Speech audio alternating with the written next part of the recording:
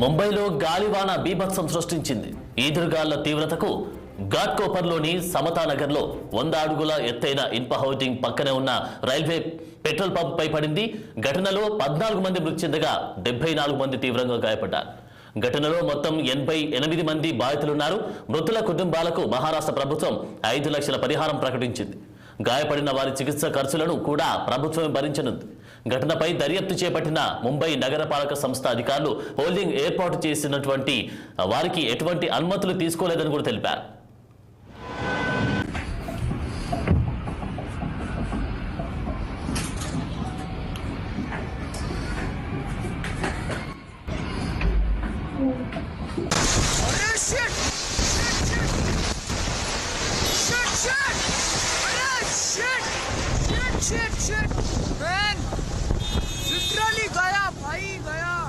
మరోవైపు వాడాలలోని బర్కత్ అలీ నాకాలో శ్రీజీ టవర్ సమీపంలో వాడాల ఆటోప్ హిల్ రోడ్లో నిర్మాణంలో ఉన్న మెటల్ పార్కింగ్ టవర్ రోడ్డుపై కుప్పకూలడంతో 2 గాయపడ్డారు.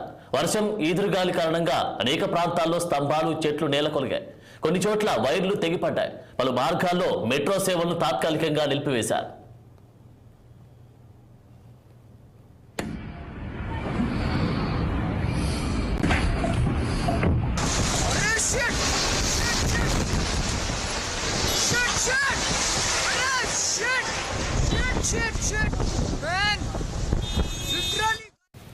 ముంబైలోని గాలివాన బీభత్సం సృష్టించింది. ఈదురుగాళ్ల తీవ్రతకు ఘట్కోపర్లోని సమతానగర్లో 100 అడుగుల ఎత్తైన ఇన్ప హోర్డింగ్ పక్కనే ఉన్న రైల్వే పెట్రోల్ పంపుపై పడింది.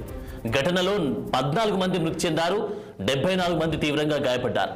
ఘటనలో మొత్తం 88 మంది ఉన్నట్లుగా తెలుస్తోంది. మృతుల కుటుంబాలకు మహారాష్ట్ర ప్రభుత్వం 5 లక్షల పరిహారం అందించినట్టుగా ప్రకటించినట్టుగా తెలుస్తోంది. ఇక గాయపడిన వారి చికిత్స ఖర్చులను కూడా ప్రభుత్వమే భరించనుంది. ఘటనపై దర్యాప్తు చేపట్టిన ముంబై నగరపాలక సంస్థ అధికారులు హోర్డింగ్ ఏర్పాటుకు ఎటువంటి అనుమతులు తీసుకోలేదని కూడా తెలిపారు.